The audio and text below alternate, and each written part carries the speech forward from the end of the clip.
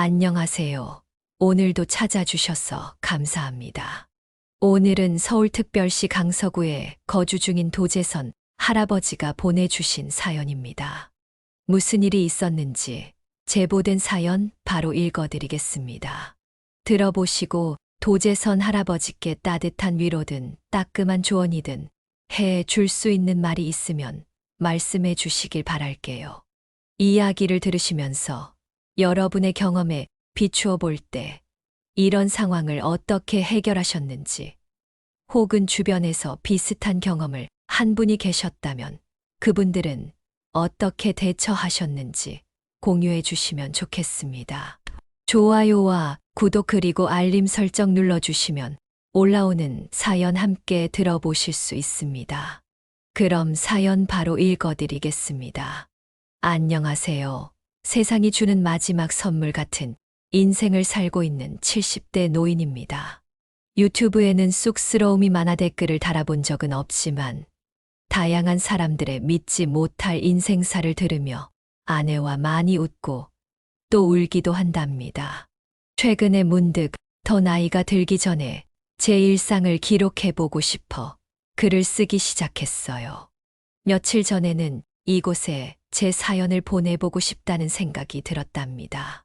일기도 좋지만 살면서 한 번쯤은 많은 사람들이 듣는 곳에도 제 발자취를 남겨보고 싶었거든요. 자랑할 일은 아니지만 제 인생에도 이곳 사연자분들 못지않게 거친 풍파가 많았습니다. 그리고 그만큼 잊지 못할 커다란 기쁨도 있었죠. 그런 모험 같은 인생 끝에 제가 지금은 어떤 삶을 살고 있는지, 그리고 제게 어떤 기적 같은 선물이 찾아왔는지 이야기해 보려고 합니다. 아내와 저는 울산 사람으로, 저는 작은 건설 회사를 운영하고 아내는 조그마한 국수집을 하며 두 아들과 딸 하나를 키웠습니다. 제가 사장이었지만 직원들에게만 고된 일을 시키고 싶지 않아서 늘 현장 일을 뛰었어요. 직접 시멘트 포대나 자재들도 등에 지고 나르며 몸을 아끼지 않았죠. 형님, 명색이 사장님이 몸도 좀 사리고 그럴 줄 아셔야죠. 이렇게 말하며 저를 타이르는 대영이는 저희 회사 직원 중 한 명이었습니다.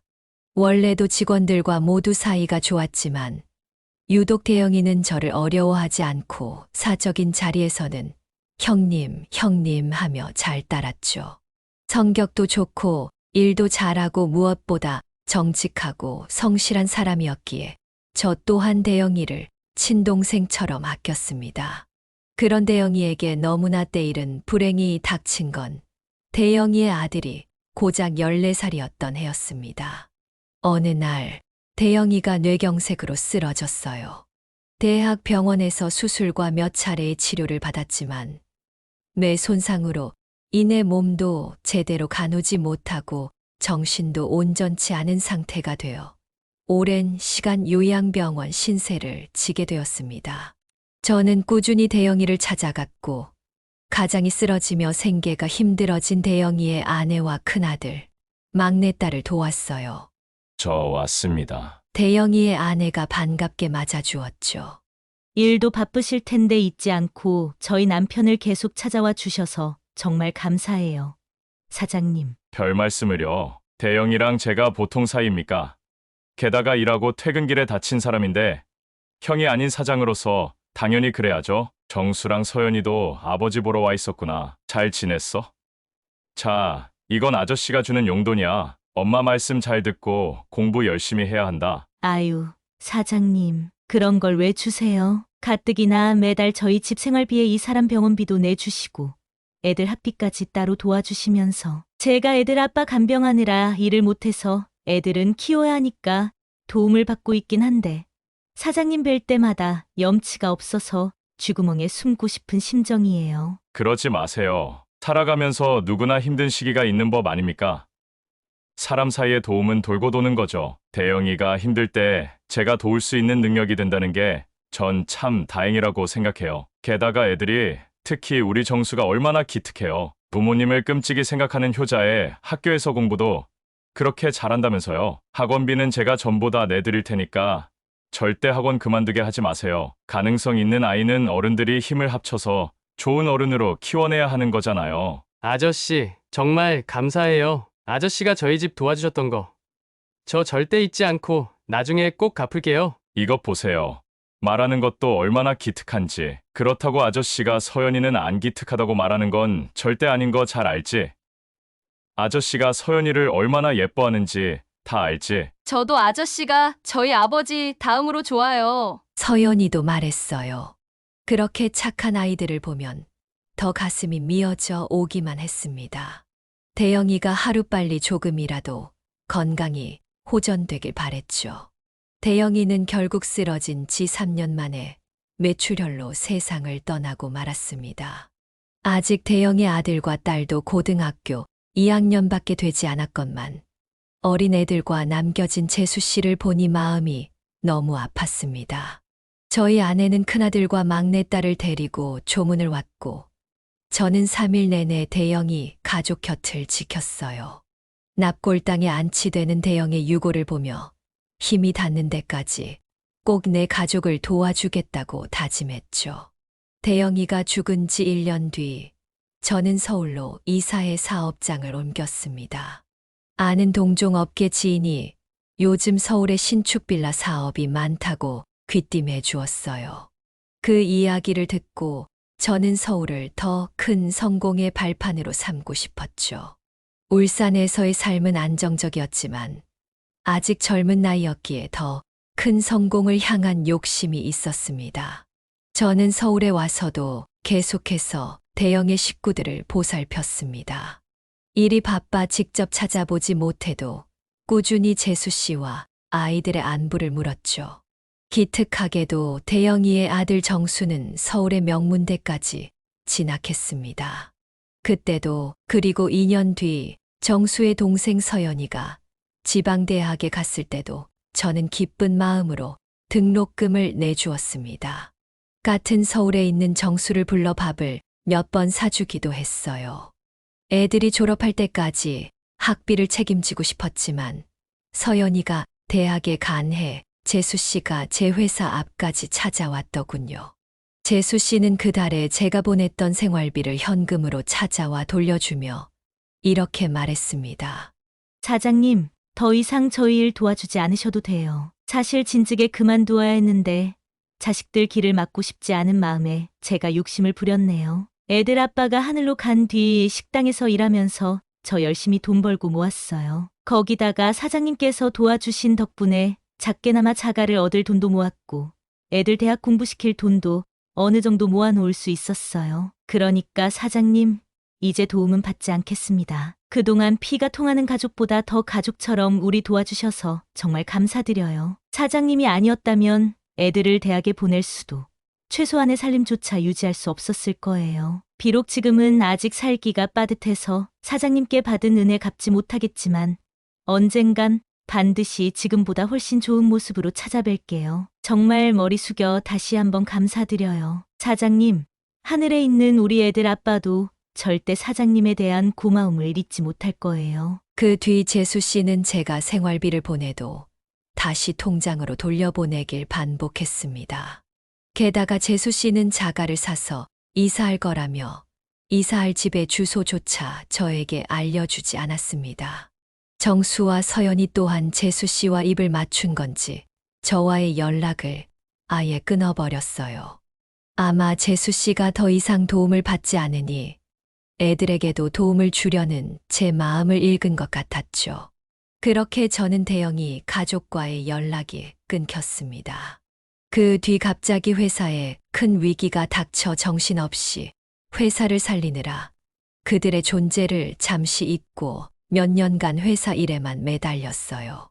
우여곡절 끝에 일이 안정되고 나서야 대영이 가족들이 생각났지만 이미 연락이 끊긴 지 오래고 애들이 성인이 되는 모습까지 지켜봤으니 이젠 어디선가 분명 잘 살겠지 싶어 마음으로만 그들을 응원하면서 살아가기로 했죠.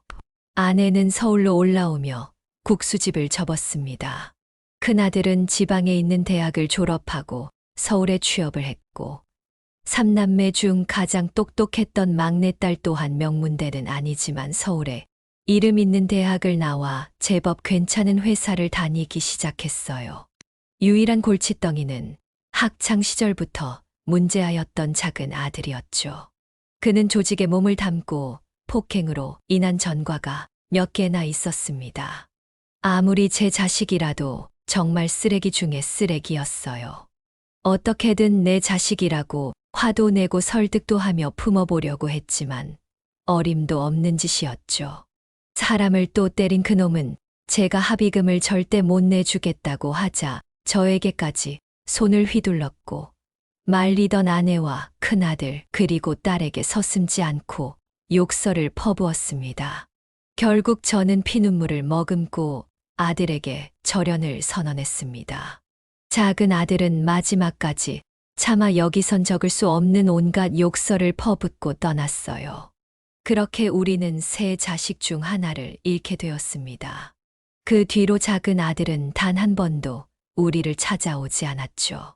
아내와 저는 남은 두 자식만을 바라보며 작은 아들에 대한 슬픔을 잊어보려고 노력했습니다. 하지만 어느 날 또다시 큰 불행이 찾아왔습니다. 두 번째로 아내와 제 곁을 떠난 건 바로 큰아들이었습니다. 30대 중반에 여자의 바람으로 한번 파혼을 했던 아들은 3년 뒤 나이 38에 피아노를 전공 후 개인 강습을 한다는 여자를 만나 결혼 준비를 했습니다. 본격적으로 준비를 시작하기 전에 우리에게도 곧 인사시켜 주겠다고 말했었죠. 큰아들은 피아노를 전공한 여자를 만나 결혼을 준비 중이었지만 알고 보니 그 여자는 피아노 전공은커녕 고등학교도 제대로 나오지 않은 상습 사기꾼이었습니다. 아들은 무려 5천만 원이라는 돈을 뜯긴 뒤에야 경찰에 신고를 하고 그 사실을 알게 되었어요. 그러나 이미 때는 늦었고 아들은 작정하고 잠적한 그 여자를 결국 잡지 못했습니다. 큰 상실감에 빠진 아들은 어느 날 스스로 극단적인 선택을 하며 영영 우리 곁을 떠났습니다. 작은 아들과 인연을 끊었을 때와는 차원이 다른 고통이 가슴을 후벼 팠습니다. 소식을 알리기 위해 작은 아들에게 연락했지만 그는 어쩌라고요? 라는 배은망덕한 답장만 보냈고 장례식장에 코빼기도 비추지 않았습니다. 조금이나마 작은 아들이 언젠가는 갱생할 것이라고 바라며 희망을 놓지 않았던 아내와 저는 그날 이후 정말로 작은 아들에 대한 모든 미련을 놓아버리게 되었어요. 가슴이 갈기갈기 찢어질 것 같은 아픔 속에서 저는 또 한 가지 큰 고난을 겪고 있었는데 그것은 바로 제 사업체 문제였습니다.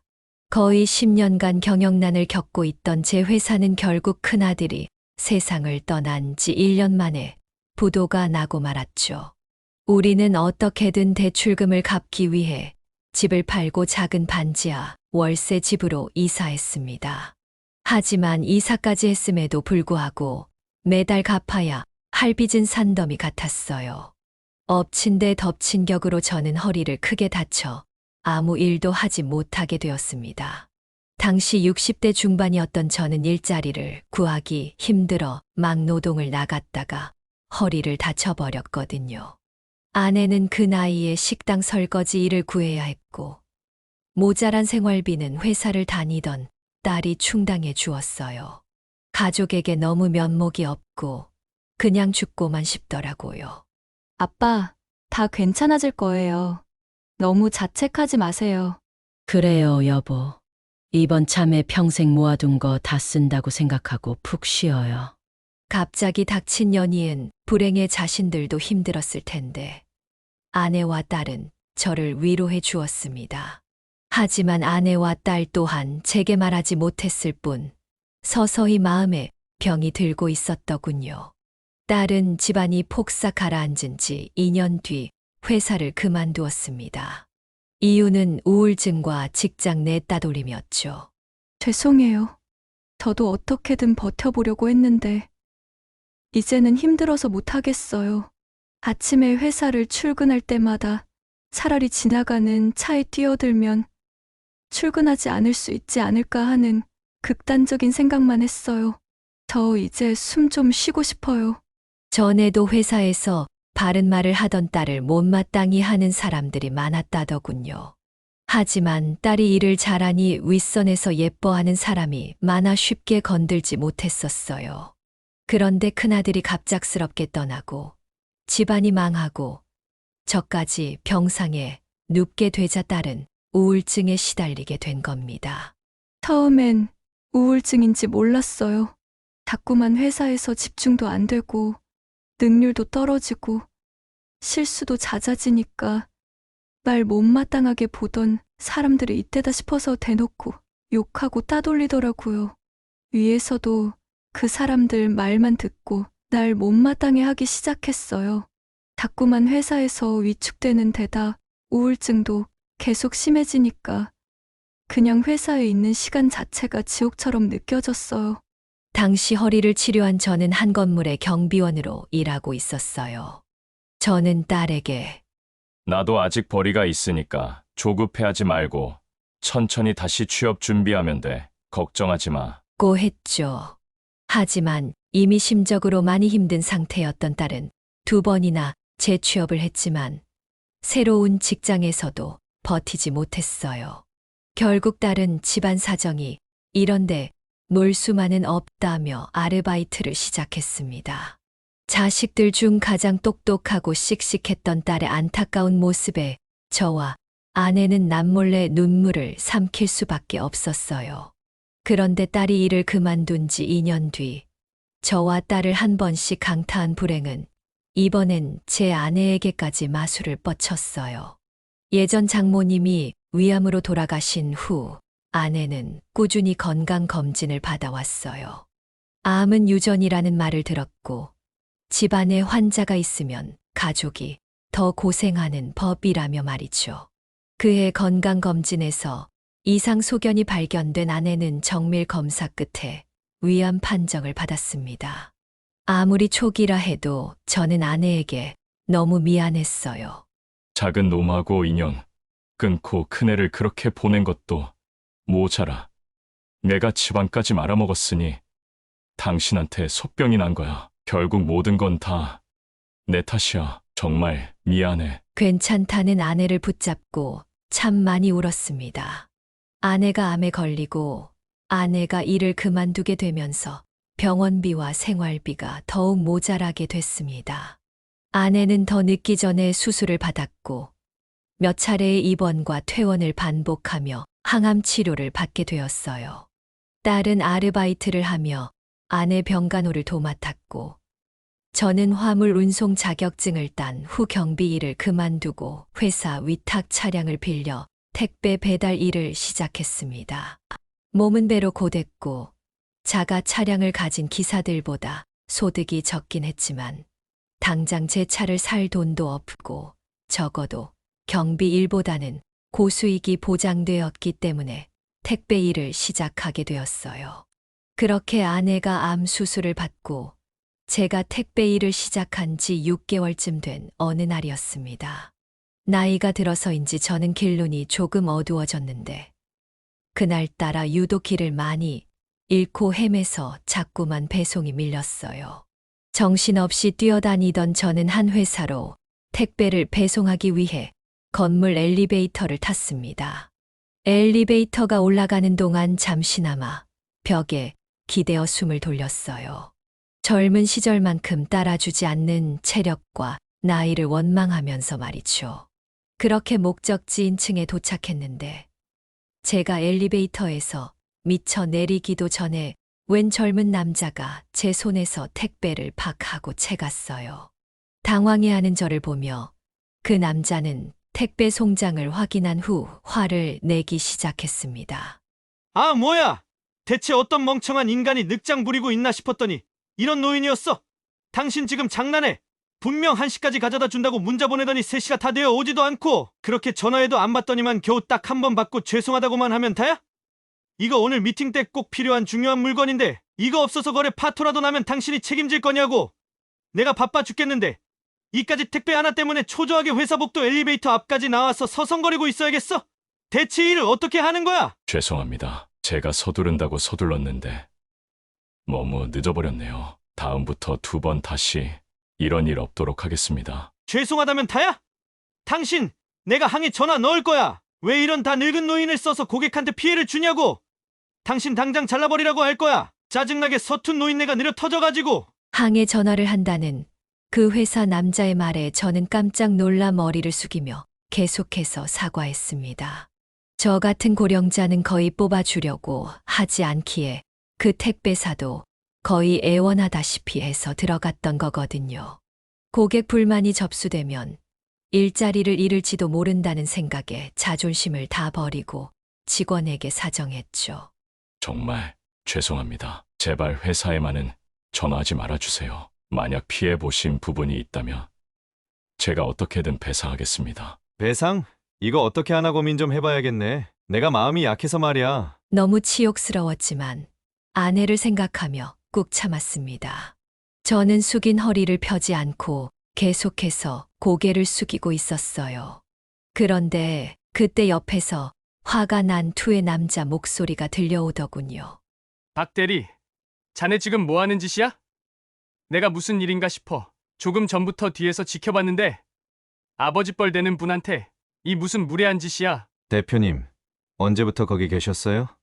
말씀을 하시지. 언제부터 있었으면 뭐 어쩌려고. 누가 보느냐 안 보느냐에 따라 사람 대하는 태도가 달라지나? 그리고 들어보니까 오늘 미팅 때 쓸 물건이라며? 그렇게 중요한 물건이면 전날부터 일찍 준비해뒀어야 하는 거 아니야? 그게 제가 요새 여자친구랑 싸우기도 하고 여러모로 정신이 없어서 죄송합니다. 뭐라고? 여자친구 얘기는 나중에 해. 그리고 택배사에 전화기만 해. 내가 어르신 연락처 받아서 직접 그런 일 있나 없나 확인할 거야. 어르신, 제가 직원 교육을 똑바로 못 시켰네요. 죄송합니다. 자네도 얼른 사과해. 죄송합니다. 어르신. 방금 전까지 제게 성질내던 그 직원은 깜짝 놀라며 고개를 들어 대표라는 사람을 바라보았어요. 그런데 이상하게도 그 대표의 얼굴이 낯이 익더라고요. 대표의 눈치를 보며 억지로 사과한 그 직원은 대표의 그만 들어가 보라는 말에 허둥지둥 사무실 안으로 사라졌습니다. 그 와중에도 저는 대체 왜 낯이 익지 싶어 대표의 얼굴에서 눈을 떼지 못했어요. 직원이 사라지자 대표 또한 저에게 다시 고개를 돌리더니 물끄러미 저를 바라보더라고요. 그리고 조심스럽게 열린 대표의 입에서 나온 말에 그제야 저는 대표의 정체를 알고 까무러칠 듯 놀랐습니다. 맞죠? 도재선 아저씨 맞죠? 아저씨, 저 기억 안 나세요? 저 정수예요. 한대영 아들. 한정수. 그 대표는 바로 아주 오래전 연락이 끊겼던 저희 회사 직원 대영이의 아들 정수였던 거예요. 드문드문이긴 해도 그렇게 오랜 시간을 봐왔는데 어쩜 이렇게 까맣게 기억이 안 났나 싶었죠. 누군지 알고 보니 성인 된 청년의 얼굴에 옛날 모습이 고스란히 남아 있었는데 말입니다. 저는 반가운 마음에 한바탕 웃음을 지으며 감탄했어요. 정수구나. 아이고, 그 새파랗게 젊었던 애가 언제 이렇게 큰 사내가 됐어? 어디 보자. 네가 이제 몇 살이더라? 저 올해로 벌써 40이에요. 아저씨, 시간 정말 빠르죠? 그동안 어떻게 지내셨어요? 벌써 10년도 넘으셨을 텐데 회사는 어떻게 되셨어요? 살다 보니 사람 인생이 어찌 될지 한치 앞도 모르는 거더라고. 너 이 녀석 정말 잘 자랐구나. 그렇게 공부 잘하더니 회사 대표까지 된 거야? 시작한 지 오래 안 된 벤처 기업이라 아직 작은 회사예요. 대표라고 해도 별로 대단한 것도 아닙니다. 그렇구나. 어머님 잘 계시고 서연이는 잘 지내니? 다들 잘 지내고 있어요. 죄송해요. 아저씨, 좀 살만해지고 난 뒤에 아저씨를 찾고 은혜를 갚으려 했는데 아저씨 집도 이사가고 연락처도 바뀌셨더라고요. 아저씨 회사 이름은 검색해도 주소는커녕 아예 정보가 안 나왔고요. 그래도 수소문이라도 했어야 했는데 제가 막 창업한 회사 때문에 정신없는 와중에 어머니가 암에 걸리셔서 오랫동안 투병하셨어요. 혼이 쏙 빠진 상태로 거의 30대 대부분을 보냈더니 벌써 세월이 이렇게 됐네요. 정말 죄송해요. 그랬구나. 죄송하기는 뭐가 죄송해. 내가 이사도 몇 번 하고 연락처도 두어 번 바뀌어서 더 찾기 힘들었을 게야. 회사는 울산에서 하던 회사를 서울로 옮겨왔다가 잘 안 풀려서 사업 접고 잠시 쉬었어. 그리고 새 출발하는 마음으로 새 회사를 차려서 제법 잘 됐었는데 결국 4년 만에 쫄딱 망하고 말았지. 어찌됐든 네가 이렇게 잘 자란 모습을 보니 내가 다 흐뭇해지는구나. 그런데 재수 씨는 지금 좀 괜찮으신 거야? 그래서 제가 아저씨를 못 찾았구나. 어머니는 2번이나 전이 됐다가 재발돼서 하루하루 가슴 졸이며 살았는데 다행히 마지막으로 재발한 이후로 3년째 재발도 없고 상태도 호전적이에요. 항암 치료도 얼마 전에 끝나서 앞으로는 담당 교수님이 꾸준히 추적 검사만 받으면 될 것 같다고 하셨어요. 정말 기적이었어요. 저는 회사 복도에 서서 그동안 정수가 얼마나 좋은 여자를 만나 가정을 이루었는지, 서연이는 어떤 남자와 결혼하게 됐는지, 또 현재 정수와 합가 살고 있는 재수 씨는 얼마나 잘 지내고 있는지에 대한 시시콜콜한 이야기를 전부 들을 수 있었습니다. 그리고 정수를 만나서 저는 그동안 제게 닥쳤던 수많은 불행에 대해서도 전부 털어놓게 되었죠. 제 이야기를 듣자 정수는 눈에 띄게 안색이 어두워졌습니다. 우리는 어떻게든 더 이야기를 이어가고 싶었지만 순간 배송해야 할 택배가 잔뜩 밀려 있다는 생각이 퍼뜩 들더군요. 저는 정수와 연락처를 교환한 뒤 아쉬운 마음을 뒤로하고 일을 하러 자리를 떠났습니다. 그날 집으로 돌아와 아내에게 정수 이야기를 해주니 아내는 눈을 반짝이며 좋아하더군요. 그리고 그 주 주말 저는 저희 가족과 함께 대영이 가족 모두를 오랜만에 만날 수 있었습니다. 정수가 우리 가족에게 꼭 식사 대접을 하고 싶어 했거든요. 예약된 식당룸에 들어가자마자 가장 먼저 자리에서 일어나 제게 달려온 사람은 바로 재수 씨였어요. 재수 씨는 제 손을 잡고 눈물을 흘리더군요.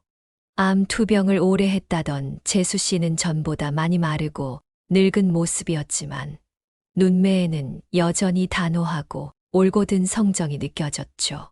잘 지내셨어요? 재수 씨, 암을 이겨내셨다니, 거기다가 자식들까지 이렇게 훌륭하게 키워내셨으니 정말 장하십니다. 이게 다 사장님 덕분이지요. 제가 진작 사장님을 찾았어야 했는데 제 몸 하나만 살피느라 참 배은망덕하게 살았습니다. 너무 죄송해요, 사장님. 아이고, 누가 정수 모친 아니랄까봐 정수랑 아주 똑같은 소리를 하시네요. 전혀 그럴 것 없습니다. 오히려 다들 이렇게 잘 살고 있으니 제가 기뻐서 눈물이 날 것 같네요. 저는 눈물을 손등으로 닦아내던 재수 씨를 아내에게 인사시켰습니다. 서로 인사하는 두 여자는 여전히 고운 모습으로 손을 맞잡고 안부를 물었어요. 오랜만에 만난 자리에서 재수 씨가 아내에게 인사하며 말했어요. 아내와 재수 씨는 서로 암에 대한 근황을 물으며 웃지도 울지도 못할 안부를 나누더군요. 그 뒤로 아내는 웃으며 정수와 인사를 나누었고 어느새 몰라보게 성숙한 숙녀가 된 서연이는 와락책에 안겼어요. 아저씨, 언제 이렇게 할아버지가 되셨어요? 정말 보고 싶었어요. 우리 서연이 잘 지냈지? 미용사로 일하면서 좋은 남편도 만나고 예쁜 딸도 낳았다고 들었어. 분명 네 딸도 널 닮아 명랑하고 예쁠 거야. 그렇지? 우리 모두 웃음이 마르지 않는 시간을 보냈습니다. 그런데 자리가 거의 마무리되어 갈 때쯤 정수는 상상도 못한 제안을 내뱉더군요. 그런데 영은아, 너 지금 아르바이트 하면서 구직 중이라고 들었는데 아직 직장 안 정해졌지? 엄마도 많이 회복되셔서 이력서 넣고 있는데 좀 어렵네. 잘 됐다. 너 서울에 있는 대학 경영학과 나왔다고 아저씨께 들었어. 너 일하던 회사에서도 원래 인정받는 인재였다며. 마침 우리 회사에 경력직 직원이 필요한 참이었는데 혹시 우리 회사에 들어오지 않을래? 물론 너만 괜찮다면 말이야. 우리 회사 아직 직원 수도 몇 되지 않은 작은 회사지만 나름대로 내가 열심히 애정을 가지고 키웠어. 그런데 회사를 운영하다 보니까 뼈저리게 알겠더라. 오래도록 함께 일할 좋은 직원을 찾는 게 얼마나 힘든 일인지. 영은이 너라면 내가 믿을 수 있을 것 같은데 나랑 같이 우리 회사 더 크게 키워보지 않을래? 정수의 말을 듣자마자 우리 세 식구의 눈은 보름달처럼 휘둥그레졌습니다. 정수의 제안을 들은 딸은 얼굴을 붉히며 기어들어가는 목소리로 대답했어요. 나를 취업시켜 준다고? 정말이야, 오빠? 그럼 네가 와준다면 난 정말 든든할 거야. 대신 한 가지 조건이 있어. 회사에서 나한테 오빠 말고 대표님이라고 하고 존댓말도 해야 한다. 당연하지. 고마워, 오빠. 아니, 감사합니다, 대표님. 저 정말 열심히 할게요. 사석에선 그냥 오빠라고 해줘. 너무 정없어 보이잖아. 나도 앞으로 잘 부탁해. 그동안 구직에 대한 고충이 심했던 모양인지 딸은 결국 울음을 터뜨렸습니다. 아내는 딸을 안으며 함께 울었고 저는 연신 정수에게 고맙다는 인사를 했습니다. 하지만 고마운 일은 그게 끝이 아니었답니다. 그리고 아저씨, 여쭤보기 조심스럽지만 여태껏 대출금을 제때 갚지 못해서 신용불량자 될 뻔한 게 한두 번이 아니라고 하셨죠? 아저씨, 그 빚 제가 대신 갚아드리고 싶어요. 예전에 아저씨가 우리 가족을 먹여 살려주셨으니 이젠 제가 아저씨를 돕게 해주세요. 뭐, 아니다. 괜찮다. 난 너랑 너희 가족들 다시 만나서 기뻤던 거지. 예전에 도와준 일에 대한 대가를 바란 게 아니야. 내가 어떻게 미안하게 그 돈을 받니? 아저씨가 예전에 그러셨죠? 도움은 돌고 도는 거라고요. 그리고 저희 가족을 도와줄 수 있는 형편이 되는 것만으로도 기쁘다고 하셨잖아요. 저도 마찬가지예요. 그리고 아저씨, 예전에 저희 가족에겐 전혀 미안해할 필요 없다고 하셨으면서 아저씨가 제 제안을 거절하시면 우리 가족 입장은 어떻게 되겠어요? 저 아저씨께 은혜 갚을 수 있을 정도로 보시다시피 충분히 성공했어요. 그러니까 저희 가족 민망하지 않게 제발 이제라도 은혜를 갚게 해주세요. 그래요, 사장님. 사장님께서 예전에 우리한테 얼마나 많은 도움을 주셨는지 아시잖아요. 제발 이젠 우리가 사장님 가족을 지켜줄 수 있게 해주세요. 정수는 말하는 조목조목 반박도 못하게 아주 조리 있게 말하더군요. 게다가 재수 씨까지 그 말을 열심히 거들었습니다. 사실 매달 이번 달 대출금은 또 어떻게 다 갚나. 이러다 정말 신용불량자가 되면 어떡하나 싶어서 늘 불안에 떨었던 저는 정수의 말에 눈치 없이 안도감이 차올라 눈물이 터지고 말았습니다. 딸을 취업시켜 준 것도 모자라 제 빚까지 갚아주겠다니 고마워서 눈물이 멈추지 않았습니다. 식사를 마친 후 갈 곳이 있다며 정수는 저와 아내와 딸만 따로 차에 태워 어디론가 데려갔어요. 그곳은 한번화가 길목에 위치한 상가 건물 1층의 빈 공실이었습니다. 아저씨, 저번에 회사에서 저한테 그러셨죠? 아줌마가 항암 치료도 끝나고 몸도 많이 나아졌으니까 다시 식당 일 구한다고 고집 부리셔서 걱정이 이만저만이 아니라고요. 남의 집에서 일하다가 몸이 다시 악화되면 어쩌나 엄청 염려하셨던데 고된 일 그만두시고 아줌마랑 여기서 국수집 여시는 거 어때요? 저 아직도 기억하고 있어요. 국수 가게 하시던 아줌마의 그 기가 막힌 국수 맛을요. 아저씨, 제가 며칠 동안 발에 땀 나도록 발품 팔아가면서 알아본 것 중에 여기가 제일 상권도 좋고 위치도 좋더라고요. 제가 여기에 국수집 차려드릴 테니까 두 분이서 국수집 다시 운영해보세요. 아니, 이 녀석아. 대체 어디까지 은혜 갚는다는 명목으로 우리에게 돈을 퍼다 줄 셈이냐? 됐다. 그만두어라. 우리도 염치라는 게 있는 사람들이야. 더는 두 분 부담스럽게 만들지 않을게요. 그러니까 딱 여기까지만 받아주세요. 두 분이 무리하다가 더 많이 건강을 해치시면 저 정말 너무 슬플 것 같아서 그래요. 매달 월세를 내드린다는 것도 아니고 딱 가게 인테리어랑 창업 비용까지만 도와줄 수 있게 해주세요. 안 그러면 저 제 마음대로 집까지 사서 두 분께 드려버릴 거예요. 정수는 다 큰 놈이 저와 아내를 껴안으며 애교 있게 조르는 신용을 했어요.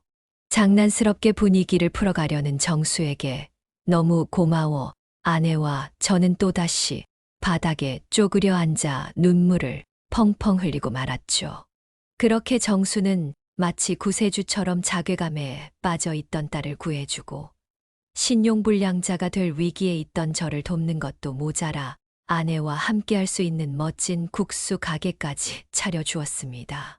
벼랑 끝에 몰렸던 저희에게 정수라는 존재는 마치 기적과도 같았어요. 너무 고마운 정수를 실망시키지 않기 위해 저는 가게를 열기 전부터 아내에게 열심히 국수 만드는 법과 노하우를 배웠습니다. 아내의 국수 실력이야 뭐 가게를 접고 나서도 종종 맛보곤 했으니 의심할 여지가 없었죠. 그렇게 2년이 흐른 지금 우리는 월세집에서 방 2개짜리 전세집으로 이사를 했습니다. 또한 아내와 저의 국수 가게는 제법 성황리에 운영되고 있답니다. 막 유명하진 않아도 근처 회사원들과 동네 주민들에겐 제법 맛집으로 소문나서 점심과 저녁 시간엔 넓지 않은 매장이 발 디딜 틈 없이 붐비곤 해요. 항암 치료를 마치고 꾸준히 추적 검사만 받고 있는 제 아내는 눈에 띄게 건강해진 모습으로 신이 나서 국수를 팔고 있죠. 직원을 쓰고 있긴 하지만 가끔 눈, 코 뜰 새 없이 바쁜 날이 있어요. 마침 그럴 때 서연이나 재수 씨, 그리고 정수가 방문하는 날이면 다들 자기 일처럼 앞치마를 메고 우리를 도와주곤 합니다. 아무리 그러지 말래도 소용이 없길래 나중엔 체념하고 대신 국수를 넉넉히 주고 한답니다. 참치 마요가 들어간 주먹밥과 왕만두는 덤으로 말이죠. 2년 전 정수와 재회한 지 얼마 되지 않아 저는 정수의 아내와 아이들, 그리고 서연이의 남편과 딸을 소개받았는데 애들도 참 착하고 예쁘고 자신들을 닮아 어쩜 그렇게 좋은 배우자들을 만났는지 보는 제가 다 흐뭇해지더군요. 제 아내와 재수 씨는 서로 언니 동생하며 자주 왕래를 하고 있어요.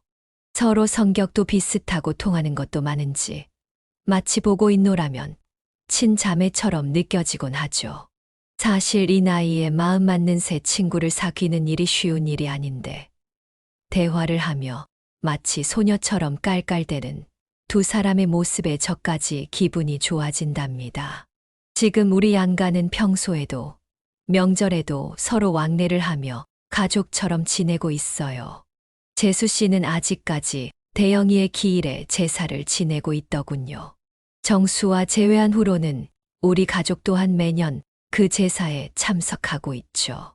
보고 싶은 내 동생, 오랜만에 보는 대영이 사진을 보니 마치 어제 만난 듯 생생하게 대영이가 떠올랐습니다. 세월이 참 빠르다 싶어 문득 서글픈 마음이 들기도 했죠. 저희 딸은 정수의 회사에 입사한 후 아무런 문제 없이 씩씩하게 회사 생활을 하고 있습니다. 혹시 딸이 또다시 회사에 적응하지 못해 힘들어할까봐 몰래 정수에게 딸의 회사 생활에 대해 물어본 적이 있어요. 정수의 말을 듣자 그제야 마음이 놓였어요. 그리고 이건 딸도 모르는 사실인데 정수가 제게 말하길 딸이 요새 거래처 직원인 한동갑 내기 젊은이와 반년간 연애 중이라고 하네요. 들어보니 다니는 회사도 탄탄하고 사람도 서글서글하다고 해요. 나이가 38살이나 된 것이 언제 시집 가려나 아내와 내심 걱정했는데 덕분에 조만간 딸이 즐거운 소식을 들려주길 나날이 고대하는 중이랍니다. 아, 저에게 막말을 퍼부었던 그 직원 있죠. 그 직원은 일을 시작한 지 3개월도 되지 않아 잘렸다고 해요. 알고 보니 원래도 근무 태도가 좋지 않고 일적으로 문제도 많은 직원이었는데 지인 추천으로 입사시킨 직원이라 주의만 주며 지켜보고 있었다더군요. 그러다 결국 큰 거래를 망칠 뻔한 엄청난 실수를 저질러 책임을 지고 퇴사하는 것으로 마무리를 지었다더라고요. 하나를 보면 열을 안다고 인성만큼이나 능력도 책임감도 최악인 직원이었다며 정수는 혀를 끌끌 찼습니다. 제 인생에 찾아온 마지막 선물은 바로 대영이 식구들과의 재회였답니다. 그 재회로 인해 우리 가족은 인생 최악의 위기에서 벗어났고 잊고 살았던 행복이라는 것과도 다시금 조우하게 됐으니 그들이라는 존재 자체가 제겐 선물이었던 거예요.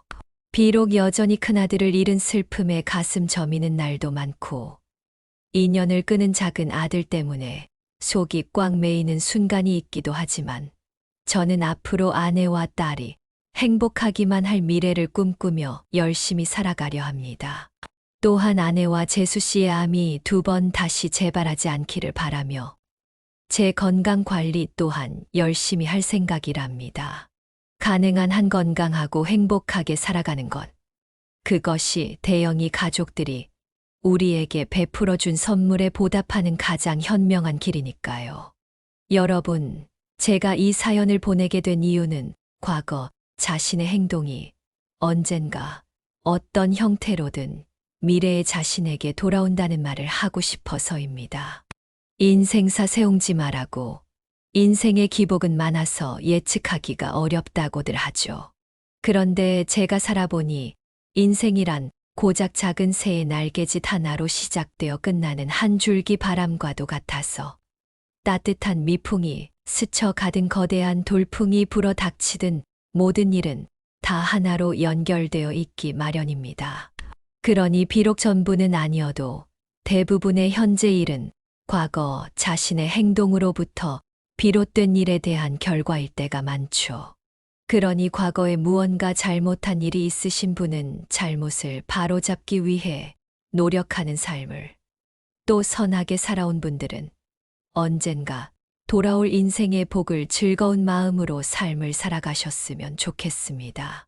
미래의 자신을 위해 여러분 모두 지금 살아가는 현재를 더욱 선하게, 이타적으로 살아가시길 바라며 이만 사연을 마치겠습니다. 여기까지가 도재선 할아버지의 사연인데요. 여러분은 어떻게 들으셨나요? 구독자 선생님들이 말씀을 해주시기 전 제가 영상에서 한마디 도재선 할아버지께 말씀드려 보겠습니다. 구독자님들이 보내주시는 사연, 그리고 댓글 달아주시는 사연을 보면 인생에서 정말 힘든 다양한 사연들을 많이 봅니다. 정말 눈물 없이는 들을 수 없는 많은 사연들을 보면서 드리고 싶은 말씀이 오늘 보내주신 도재선 할아버지가 보내주신 메시지와 비슷하다는 생각을 했습니다. 인생에 많은 어려움과 고난을 겪고 있는 분도 계시고 이겨낸 분들도 계십니다. 고난과 역경은 언젠가는 지나갑니다. 희망을 잃지 마시고 인생의 황혼기 저와 같이 행복하게 보내시길 바라봅니다. 여러분의 생각은 어떠신가요? 같이 댓글로 의견 나누어 보았으면 합니다. 도재선 할아버지의 사연 영상이 주는 교훈이 유익하시다면 좋아요와 구독, 그리고 다른 지인에게 공유 부탁드리며 저는 그럼 다음 사연에서 뵙겠습니다.